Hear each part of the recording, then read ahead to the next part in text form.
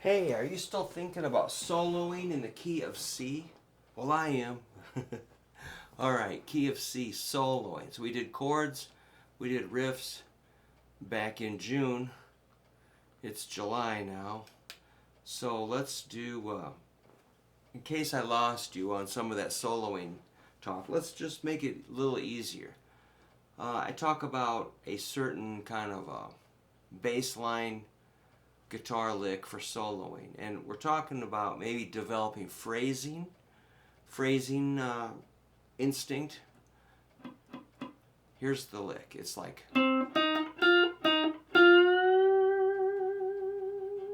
something like that, okay? So I'm on the 4th string, 10th fret C. Since we're in the key of C, I'm going to start on a C note just to make it kind of a direct simple thing. I say the word simple a lot. Alright, C. Then I'm going to go to E flat, which is 3rd string, 8th fret. Which actually sounds pretty good. You have to take the time to go back to this really basic stuff. Like if you're grooving with some guys on stage and they're like, and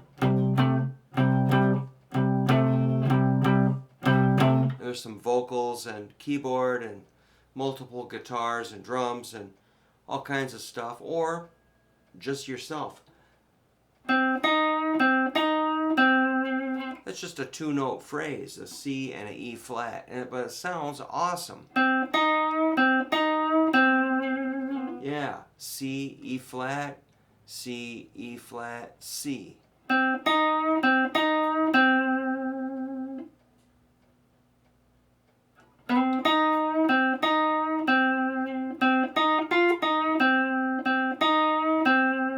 Then I did the good old, that's a C, E flat, F.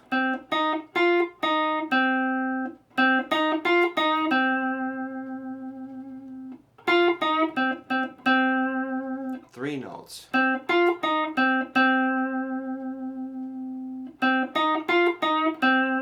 So before you go chasing all over the neck, well, you can, but don't forget these really basic moves that are, I mean, physically, that's not that hard. You know, before you go, modifying your guitar or buying 100 guitars, make sure you can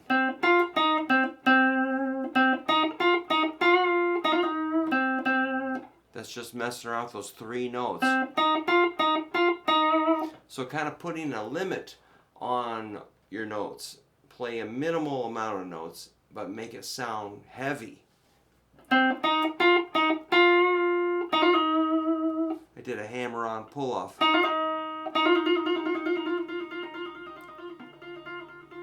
That's legato.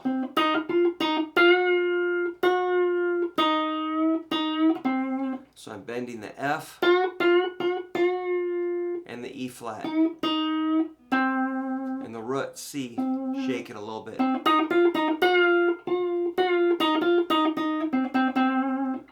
Alright, it's just 3 notes. There's no secret notes on guitar. There's no hidden anything. It's all out in the open. Any barrier might be in our heads. If we want to add one more note, it'd be this B flat, 6th fret, 4th string. Sometimes that's all you need is 2 notes. 2 notes, 3, 4 notes.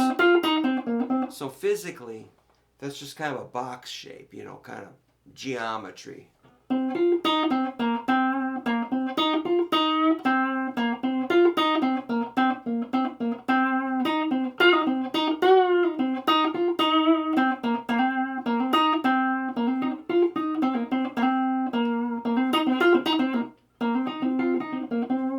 Stumbled there, but hey, who doesn't?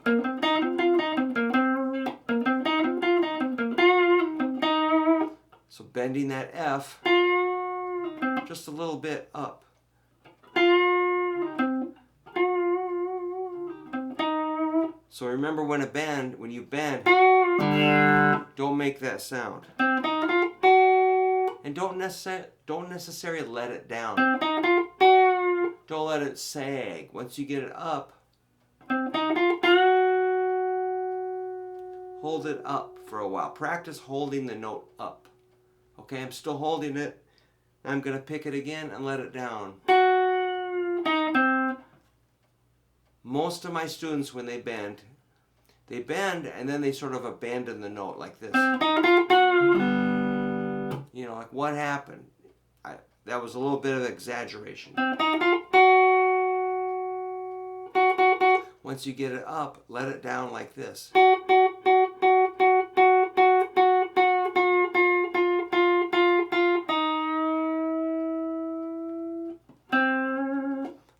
Another thing, once you get it up to the apex, the highest point, use your pick to stop that note.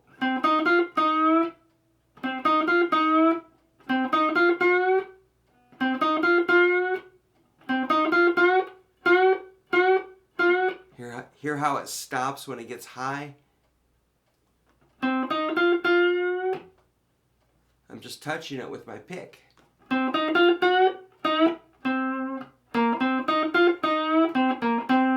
So with the C blues chord progression or riff progression, you could just mess around with these 4 notes and sound pretty good.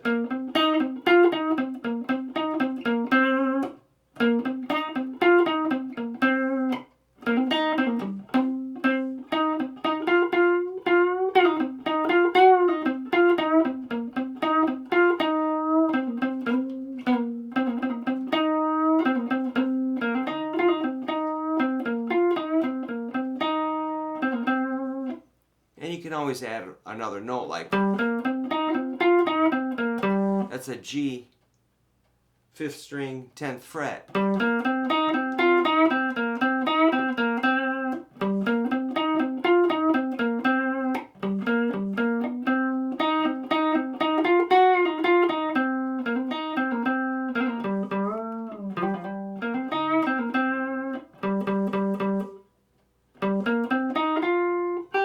Here's another G on the 2nd string, 8th fret.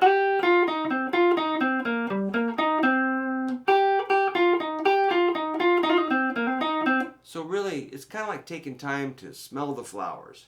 Don't just gather scales and hoard them, and you know, you gotta take them out and play with them. It's kind of like having a real hot rod car, but you just keep it in the garage. You gotta take it out and drive it.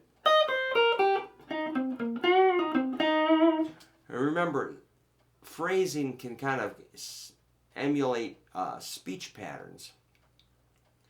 A speech pattern is not just a staccato regurgitation of words, but it is, we somehow have thoughts as we speak. You have to have some sort of a thought or story when you're playing your phrases. And, you know, I'm kind of going by reflex here, but remember, when you speak, you will pause. When you're soloing, pauses sound cool.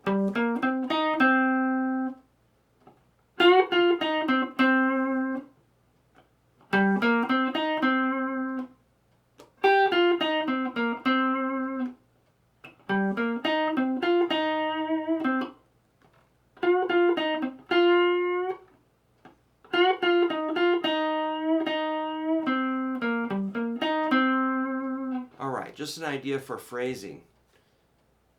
That's cool. All right, C blues. Let me know if you like that, and we'll do some more.